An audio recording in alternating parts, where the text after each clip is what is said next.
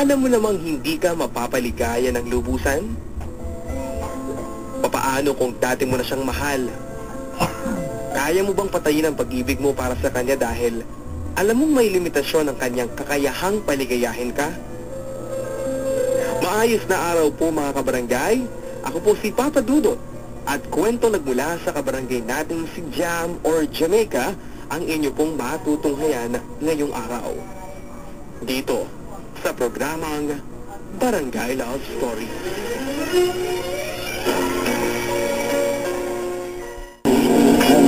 Magandang araw po sa lahat ng mga nakikinig. Itago niyo na lang ako sa pangalang Jamaica. Sana po Papa Dudut ay mapatugtog ninyo ang awiting In Your Eyes.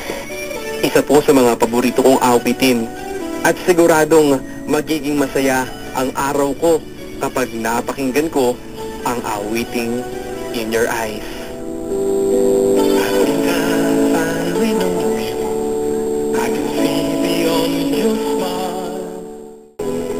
Dear Papa Dudut, matagal akong lumayo. Bunga ng pag-ibig na nagtulak sa akin para lumayo. Pero pag-ibig din ang humila sa akin para bumalik. Bumalik dito sa lugar kung saan ako isinilang at lumaki. Hayaan niyong itago ko na lamang ang pangalan ng puok na ito. Ito'y isang barangay na malapit lamang sa bayan.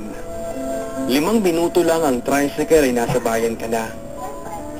Masasabi kong naging makulay din ang panahon ng aking kabataan dahil sa maagang edad ay natuto agad akong umibig at magmahal sa aking kababatang si Joseph.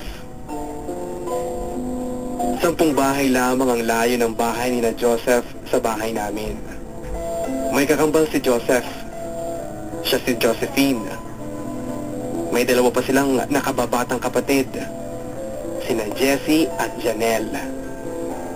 Maayos ang buhay nila dahil pabalik-balik si Mang Jose sa Saudi para lang bigyan ng maalwan na buhay ang kanyang pamilya. Si Aling Lorena, na nanay ni na Joseph, na siguro ang pinakamagandang ginang dito sa amin. Kahit may edad na siya, ay hindi maitatago ang kanyang kagandahan at natural na kaputian. Sa kanya naman ni na Joseph at Josephine ang katangiang iyon. Kaya naman si Joseph noong kabataan namin ay walang makadadaig sa kagwapuhan niya. Noong maliliit pa kami, tuwing piyesta dito ay kinukuha si Joseph para maging crown bearer. Sa mga kasal naman, lagi siya ang crown bearer. Napaka-cute kasi niya noong bata pa. Sa salas nila ay punong-puno ng mga larawan ni na Joseph at Josephine na nakakwadro. Iyon ang pinakamagandang panamuti sa bahay nila dahil talagang masarap pagmasdan ng kagwapuhan at kagandahan ng kambal. Grade 5 pa ako noong maramdaman ko ang natatanging damdamin para kay Joseph. Kaklase ko silang magkapatid at kabarkada ko naman si Josephine at vibes din kami ni Joseph. Pero noong ma-in love na ako kay Joseph ay nakaramdam na ako ng hiya sa kanya. Kaya naman hindi na ako komportableng lapitan siya upang kausapin. Nagawa ko pang magnakaw ng litrato ni Joseph sa photo album nila noong grade 6 na kami. Ang litratong yun ay inilalagay ko sa ilalim ng unan ko sa paniniwalang maiisip din niya ako kapag siya ang aking iniisip. Aking puso ko'y biglang kumaba.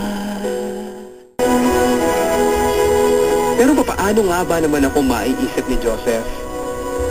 Maganda rin naman ako, morena nga lang, pero mas hamak na magaganda sina Claire, Jennifer at Marilyn na mga taga Section 1 na patay kay Joseph.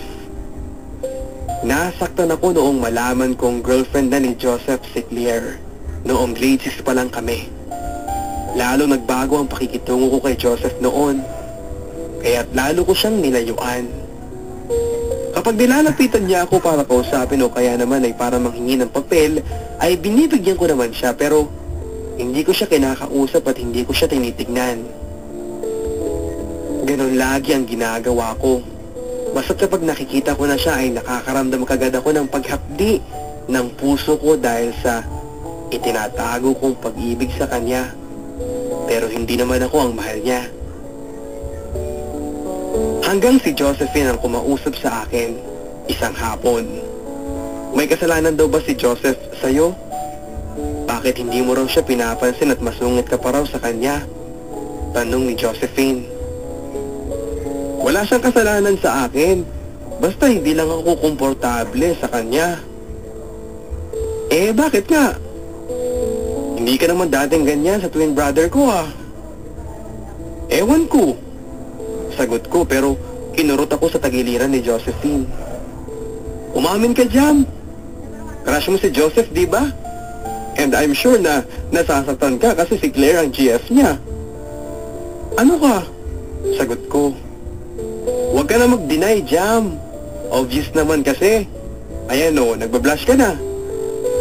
Sabi pa ni Josephine at ang hindi ko naman maunawaan ay kung bakit napaluha ako noon. Pero mabilis ko din napunasan ang luha ko. Ay, umiiyak na. Napansin pala ni Josephine. Noon ay binilisan ko na ang lumakad para maiwanan ko na si Josephine pero hinabol pa niya ako. Jam, sorry oh. Hindi ko alam na ma-offend ka. Sorry na. Nasa unahan ko na noon si Josephine at pinipilit niyang mahawakan niya ako pero tinatabig ko ang kamay niya. Dahil nahihiya na rin ako sa kanya at parang tuluyan ko na siyang maiwasan ay tumakbo na lang ako. Sarili ko ang sinisisi ko kung bakit hindi ko naitago ang damdamin ko para sa kapatid niya noong oras na yon. At naroon ang takot ko na baka sabihin niya kay Joseph ang nakita niyang pagluha ko noong siya ang pinag-uusapan namin. Here we are, still together. Noong mga sumunod na araw ay hindi na lumalapit sa akin si Joseph pero nahuhuli ko siyang nakatingin sa akin kung minsan. Si Josephine naman ay lumalapit pa rin kahit hindi ko na siya kinakausap. Sorry pa rin ang sorry. Iyon ang gusto ko kay Josephine. Kahit masasabing siya ang pinakamagandang estudyante sa buong school, ay hindi siya nagkakaroon ng mataas na ere. Humble pa rin siya at napakabait. Hindi lang sa kapatid niya kundi sa lahat-lahat. Napakahaba ng pasensya at pangunawa ni Josephine kahit na madalas siyang sungitan pa ni Joseph. Ay hindi pa rin magawa ni Josephine na magalit sa kakambal niya. May pangit na ugali si Joseph. May pagkamayabang at mahilig siyang mangutong sa mga kaklase namin. Pero hanggat masasaway siya ni Josephine ay ginagawa niya ito, may tama lang niya ang maling gawain ng kakambal niya. Pero binabara siya ni Joseph. Epal ka na naman eh. Huwag mo akong pakialaman. Ganito ang madalas na itira ni Joseph sa kapatid niya kapag pinakikialaman siya ni Josephine sa maling gawain niya. Kapag nararamdaman naman ni Josephine na galit na talaga si Joseph, ay tatahimik na lamang siya.